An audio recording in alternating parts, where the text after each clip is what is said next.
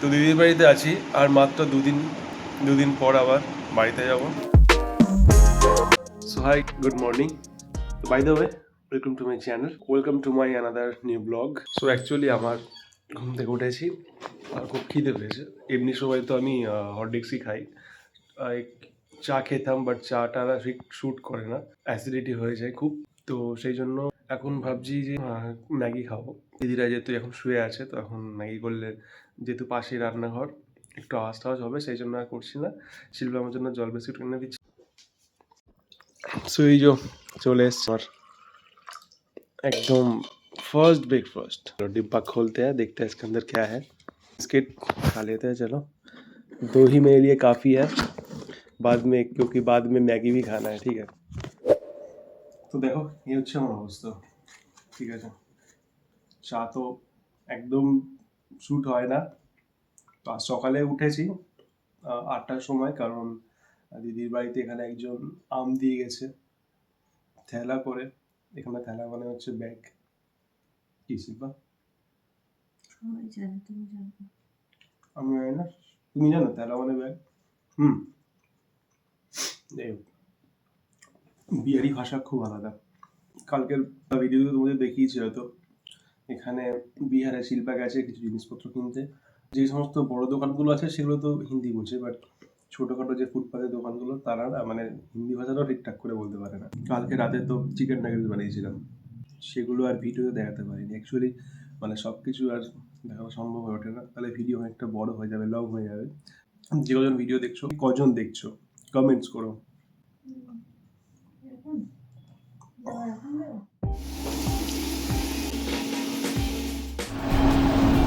Breakfast তৈরি করছি, breakfast বানাচ্ছি, রাধা বল্লবী আর তরকারি। কালকে খাওয়া হয়েছে আর খানিকটা আছে, সেটা সকালবেলা ভেজে খেয়ে নেওয়া হবে।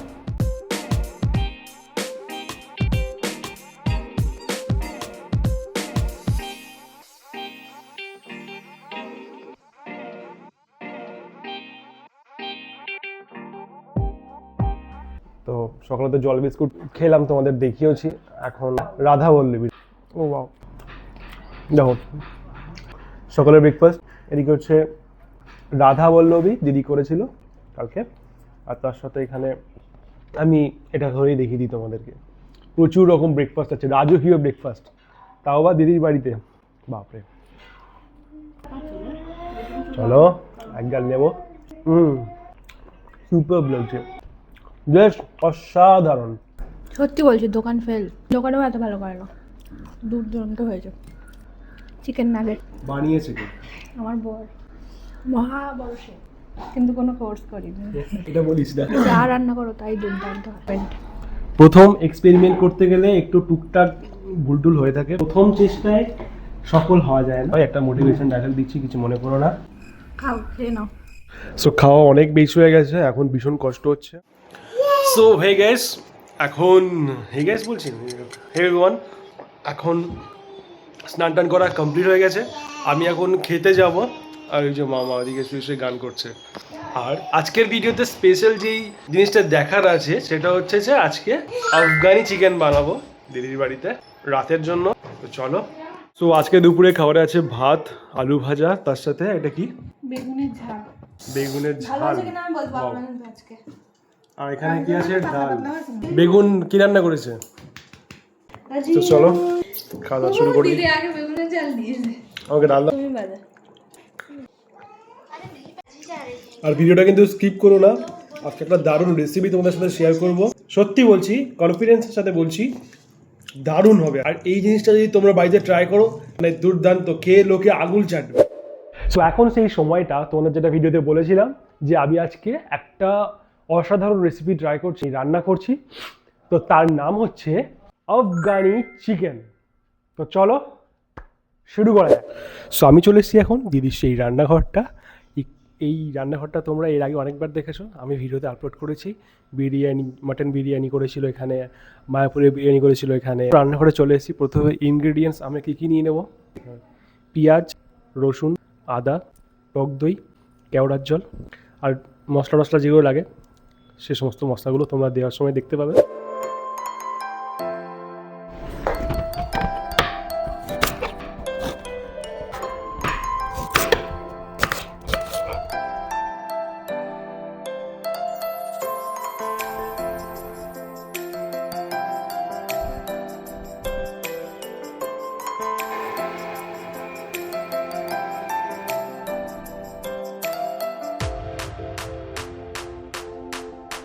সো এখন পেঁয়াজ আদা রসুন মশলাগুলো বেটে এখন তৈরি করে নিয়েছি।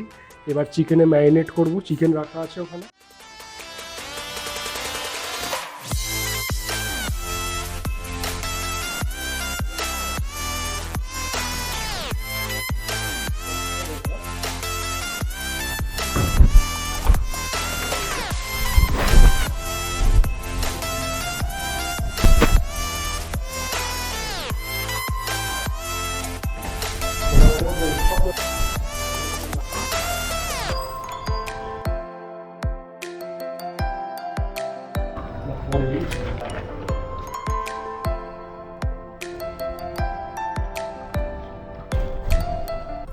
সো অ্যাকচুয়ালি রান্নাটা তোমাদের যেটা দেখাচ্ছি ওটা কিন্তু একদম খুব ইজি রান্না, খুব কম সময়ের মধ্যে এত ভালো টেস্ট আমি নিজে এক্সপিরিয়েন্স করেছি, রান্না করেছি, অনেকবার খেয়েছি, সেই জন্যই তোমাদেরকে বলছি।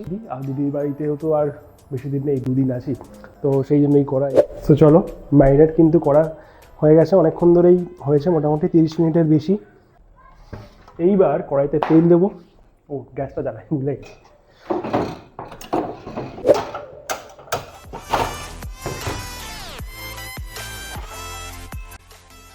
অ্যাকচুয়ালি এই রান্নাটা রিফাইন তেলে করলে বেশি ভালো হয়, কিন্তু হেলথের জন্য আমরা সরষের তেলে করছি। কড়াইতে তেল দিয়ে দিয়েছি, তেলটা গরম হোক। দেখো একটা কথা তোমাদের বলে দিই, এই যে চিকেনটা, এটা যদি তোমরা রোস্ট করতে পারো, কিংবা কী বলে রোস্ট বলে তো, তন্দুরি বানানো রোস্ট বলে, তো তন্দুর রোস্ট মাইক্রোওভেনে করলে বেশি ভালো হয়, কিন্তু সেই সরঞ্জাম আমাদের কাছে নেই বলে এটা আমি ভেজে নিচ্ছি ঘোড়া পদ্ধতিতে।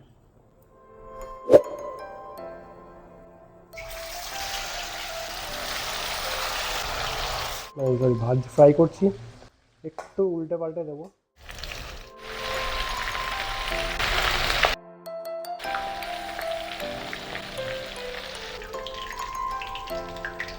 সো চিকেন কিন্তু ফ্রাই হয়ে গেল, এরপর তৈরি হবে গ্রেভি। সো চিকেন কিন্তু সব ফ্রাই করা হয়ে গেছে, এবার তেলটা দেখো, তেল গরম হয়ে গেছে, এবার ফোড়নটা দিয়ে দেবো। এবার এই মশলাটা এখন তৈরি করব মেন।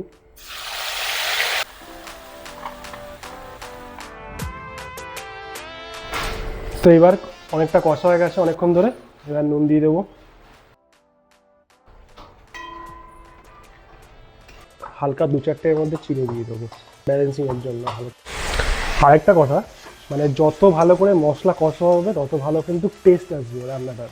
দেখো মশলা কষতে কষতে কিন্তু একদম শুকিয়ে এসেছে।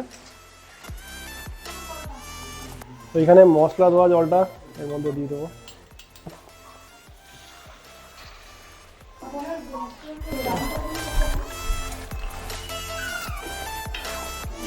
হয়ে গেছে জল দেওয়া, এইবার একটুখানি মশলাটা গরম হলে আমি দিয়ে দেবো, গ্রেভিটা হয়ে গেলে দিয়ে দেবো ওর মধ্যে চিকেন।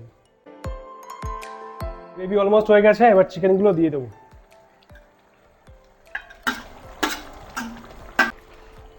দেখো এটা গরম হবে, কমপ্লিট হয়ে যাওয়ার পর তোমাদের দেখাচ্ছি। লাস্ট মোমেন্ট আপনাদের সবাইকে দেখিয়ে দিচ্ছি।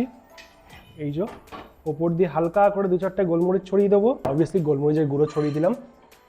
তো লাস্টে একটু আমুল বাটার দিয়ে দিলাম, দিয়ে তৈরি হয়ে গেছে আফগানি চিকেন।